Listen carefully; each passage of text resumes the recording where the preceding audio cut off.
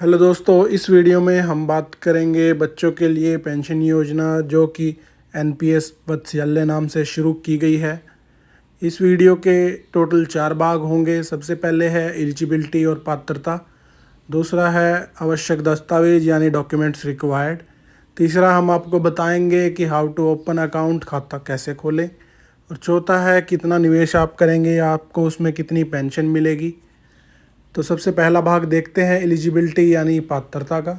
जैसा आप सभी को पता ही है, ये बच्चों के लिए स्कीम है। तो इस स्कीम में खाता खोलने के लिए सभी बच्चे जो कि 18 वर्ष की आयु से कम है वो एलिजिबल हैं, चाहे वो लड़का हो चाहे वो लड़की हो, दोनों ही इसके लिए इक्वल पात्र हैं।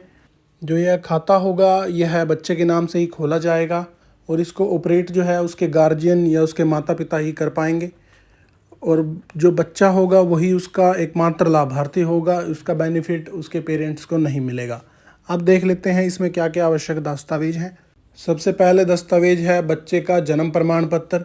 इस एवज में आप या तो जन्म प्रमाण पत्र ही जमा करा सकते हैं या फिर स्कूल छोड़ने का प्रमाण पत्र, 10वीं का सर्टिफिकेट, पैन या पासपोर्ट। इनमें से कोई भी प्रूफ अगर आपके पास है तो वो उससे उसका जन्म प्रमाण पत्र जो है वो सिद्ध हो जाएगा। दूसरा है अभिभावक के केवाईसी कराने होंगे आपको पेरेंट्स के, जिसमें कि पहचान और पते का प्रमाण पत्र होता है, जिसमें Aadhaar, driving licence, passport, voter card, NREGA job card या फिर राष्ट्रीय जनसंख्या रजिस्टर। इनमें से कोई भी दस्तावेज अगर आपके पास है तो 2 दस्तावेज आपको चाहिए होंगे एनपीएस वात्सल्य योजना में पेरेंट्स के लिए। तीसरा है अगर आपका जो अभिभावक है वो एनआरआई है तो एनआरई और एनआरओ बैंक अकाउंट आप ओपन करा पाएंगे, तभी इस केस में आप एनपीएस वात्सल्य योजना का लाभ ले पाएंगे। इसमें सोलो या जॉइंट दोनों रूप से आप बैंक खाता खुलवा पाएंगे। अब आते हैं हम तीसरे स्टेप पर, जो कि है हाउ टू ओपन अकाउंट यानी आप खाता कैसे खोल सकते हैं। इसके लिए आपको कई तरीके दिए गए हैं। एनपीएस का account of point of presence जो है, जो कि मेजर बैंक्स, पोस्ट ऑफिस या पेंशन फंड, इनके द्वारा भी खुलवाया जा सकता है, या फिर आप ऑनलाइन प्लेटफॉर्म ई एनपीएस जो कि एनपीएस ट्रस्ट का ही है उसको यूज़ करके भी खाता खुलवा सकते हैं। एनपीएस का खाता खोलना बहुत ही सिंपल तरीका है, हम आपको उसका थोड़ा सा एग्जांपल भी दिखा रहे हैं। देखिए, आपको गूगल ओपन करना है, उसमें आपको ई एनपीएस लिखना है। ये जो लिंक आपके पास आ गया है एनएसडीएल का, ये वेबसाइट आप देखिए, ये उसकी वेबसाइट है। इसमें सबसे ऊपर दिया गया है एनपीएस। यहाँ पर सबसे पहला ही जो ऑप्शन है वो है एनपीएस वात्सल्य का। जैसे ही आप इस पर क्लिक करेंगे आपको नीचे लिंक पे भेज दिया जाएगा जिसमें लिखा होगा रजिस्टर नाउ या सी डॉक्यूमेंट्स। आप डॉक्यूमेंट्स देख सकते हैं क्या क्या आपको चाहिए। अगर आप रजिस्टर नाउ पर क्लिक करते हैं तो डायरेक्ट इसका एक लिंक खुल जाता है इस स्टेज पर, इनिशियल प्रोसेस ऑफ रजिस्ट्रेशन, जिसमें आपको गार्जियन की डिटेल डालनी है, यानी पेरेंट्स की ही डिटेल इसमें डलेगी। यहाँ पर डेट ऑफ बर्थ, उसके नीचे है पैन नंबर, उसके नीचे है मोबाइल नंबर, उसके नीचे है ईमेल। तो ये जो ऑप्शन है ये आप इसमें दोगे तो उसके बाद इसका जो रजिस्ट्रेशन प्रोसेस है वो स्टार्ट हो जाएगा। इसकी एक डिटेल वीडियो भी हम आपको शेयर करेंगे, क्योंकि अगर इसी वीडियो में हम आपको ये प्रोसेस बताते हैं तो ये वीडियो बहुत लंबी हो जाएगी। इससे इस वीडियो का क्रक्स जो है हम आपको नहीं शेयर कर पाएंगे। इसके बाद देखते हैं नेक्स्ट ऑप्शन, जो कि है कितनी आप इन्वेस्टमेंट कर सकते हो, उससे आपको कितनी पेंशन मिलेगी उसके बारे में, या उसकी अन्य बातें जैसे कि आप एग्ज़िट कैसे कर सकते हो, मैच्योरिटी इसकी कैसे होगी। तो अगर निवेश की बात की जाए तो न्यूनतम 1000 रुपये आपको प्रतिवर्ष इसमें जमा कराने हैं। अधिकतम की कोई सीमा नहीं है, आप इसमें 1000, 2000, 10,000, 1 लाख, 10 लाख तक जमा करा सकते हैं। जितना भी आप अमाउंट जमा कराएंगे इसमें प्रति वर्ष, उसके हिसाब से ही आपको एनपीएस का लाभ मिलेगा।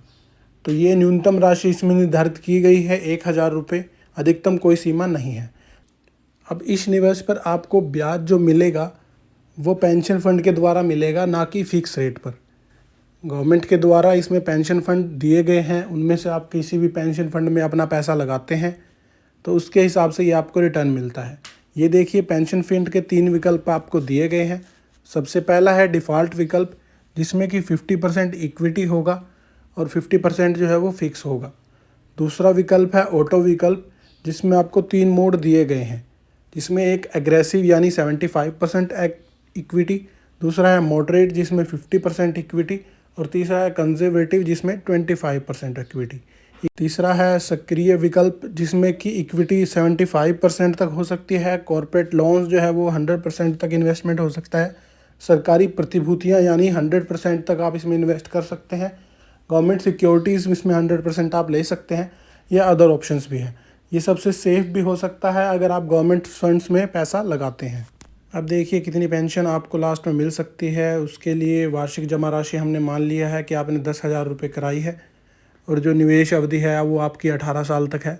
तो 18 साल की आयु में जो आपका डिपॉजिट अमाउंट हो जाएगा टोटल, वो 5 लाख हो जाएगा 10% रेट ऑफ रिटर्न से। यहाँ पर रेट ऑफ रिटर्न जो है वो एज्यूम करा गया है, वो 10% भी हो सकता है, ज़्यादा भी हो सकता है और कम भी हो सकता है। इसी तरह अगर हम माने कि आपने ये खाता 60 वर्ष की आयु तक चलाया, तो 10% की रेट ऑफ रिटर्न से आपका टोटल जो डिपॉजिट होगा वो 2.75 करोड़ तक हो जाएगा। अगर हम 11.59% निकालें या 12.86 के हिसाब से निकालें तो वो देखिए 11 करोड़ तक चला जाएगा। ये सिर्फ एक उदाहरण के लिए दिया गया है। अब हम देखते हैं कि पिछले वर्षों में एनपीएस के जो फंड्स हैं उनकी परफॉर्मेंस कैसी रही है। एनपीएस फंड जो कि 50% इक्विटी, 30% कॉर्पोरेट लोन और 20% गवर्नमेंट सिक्योरिटीज़ में इन्वेस्टमेंट की गई थी, तो उनका रिटर्न जो है 19 जुलाई 2024 तक 11.59% तक निकला है। साथ ही साथ अगर हम 75% इक्विटी और 25% गवर्नमेंट सिक्योरिटीज़ में इन्वेस्टमेंट करते तो जो उसका रेट ऑफ रिटर्न है वो 12.86% निकला है। तो ये डाटा जो है वो हिस्टोरिकल बेसिस पर निकाला गया है। भविष्य में ये चेंज हो सकता है, मार्केट बेस इसकी वैल्यू निकाली जाती है। अब जानते हैं कुछ अन्य बातें, जैसे कि 18 वर्ष की आयु से पहले इसमें निकासी हो सकती है, विड्रॉल हो सकती है, मृत्यु हो जाने पर क्या होगा। जानते हैं 3 वर्ष का इसमें लॉक इन पीरियड दिया गया है। 3 वर्ष तक इसमें कोई भी विड्रॉल अलाउड नहीं है। 3 वर्ष के बाद ही आप इसमें कोई भी विड्रॉल ले सकते हैं। उसका पर्पस एजुकेशन हो सकता है, विकलांगता हो सकता है, या अन्य कोई पर्पस जो कि एनपीएस ने डिफ़ाइन कर रखा। इसमें भी जो आपका डिपॉजिट है उसका 25% तक ही विड्रॉल हो सकता है। 3 बार मैक्सिमम आप ये ले सकते हो जब तक कि बच्चे की उम्र 18 साल की आयु जो है वो नहीं हो जाती। अब बच्चे की आयु 18 वर्ष की हो जाती है तो इसमें से फ़ंड कैसे निकाला जा सकता है, क्या उसकी कंडीशंस होंगी। अगर पेंशन फ़ंड 2.5 लाख रुपए से कम रहता है तो आपको सारा का सारा पैसा वापस मिल जाता है। यदि 2.5 लाख या उससे ज़्यादा आपका पेंशन फ़ंड हो जाता है तो उसमें से कम 80% अमाउंट की आपको वार्षिक एन्युटी यानी कि पेंशन के लिए राशि जो है वो चूज़ करनी होती है। दूसरा जो 20% है वो आपको वापस मिल जाता है। तो ये कंडीशन होती है अगर आप निकासी करना चाहते हो तो। इसका अदर ऑप्शन ये भी हो सकता है कि आप इसको कंटिन्यू चलने दीजिए। अगर आप इसको आगे कंटिन्यू करना चाहते हैं तो 18 वर्ष की आयु के बाद ये एनपीएस टायर 1 में चेंज हो जाएगा। बच्चे की 18 वर्ष की आयु होने के 3 महीने के अंदर अंदर आपको उसके केवाईसी दोबारा कराने होते हैं, और एनपीएस टायर 1 की जो भी विशेषताएं हैं, लाभ हैं या एग्ज़िट विड्रॉल प्लान है वो इस पर भी लागू होंगे।